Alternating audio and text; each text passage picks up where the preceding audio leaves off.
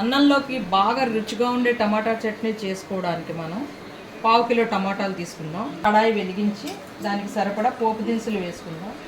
1/2 చెంచా మినపులు, 1 చెంచా మెంతులు, 1/4 చెంచా ఆవాలు, 5 ఎండు మిరపకాయలు. వీటిని బాగా వేయించుకోవాలి. మనం ముందు పక్కకి మిక్సీలోకి తీసేసుకుని ఒక 2 స్పూన్లు నూనె మళ్ళీ పోసుకోవాలి. మనం ఇందులో కట్ చేసి పెట్టుకున్న 1/2 కిలో టమాటాలు, మన కారానికి తగ్గ పచ్చిమిరపకాయలు, ఒక చిన్న నిమ్మకాయ అంత చింతపండు, ఒక చిటికెడు బెల్లం, ఇవి ఇందులో వేసేసుకోవాలి.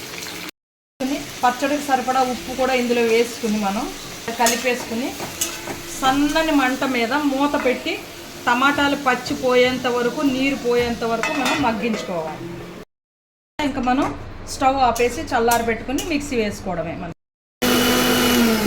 పోపు ఇలా మెత్తగా నలిగిపోయిన తర్వాత వేయించుకున్న ఈ టమాటాలు పచ్చిమిరపకాయలు పేస్ట్ ఇందులో వేసి ఇది కూడా మెత్తగా రుబ్బేసుకోవాలి. దీనికి సరిపడా ఉప్పు మనం ఇందులో వేసి దీన్ని మిక్సీ పట్టేసుకోవడమే. దీనికి పోపు చాలా ఇంపార్టెంట్. పోపు వేస్తేనే టేస్ట్ వస్తుంది. అందుకోసం 2 చెంచాలు నూనె వేసుకోవాలి. దీనికి 1 చెంచా మినపగుళ్ళు, 1/2 చెంచా ఆవాలు, 1/2 చెంచా జీలకర్ర, 2 ఎండుమిరపకాయ ముక్కలు, కాస్త కరివేపాకు, పోపు. ఈ పచ్చడి ఇలా మెత్తగా రుబ్బేసుకున్నాం కదా, దీన్ని ఇప్పుడు ఒక బౌల్లోకి తీసేసుకుందాం. బౌల్లోకి తీసేసుకుని దీనికి మనం వేయించుకున్నాం కదా, ఈ వేయించుకున్న పోపు కొంచెం నూనెతో పాటు ఇందులో కలిపిస్తే పచ్చడి ఎక్కువ రోజులు నిల్వ ఉంటుంది.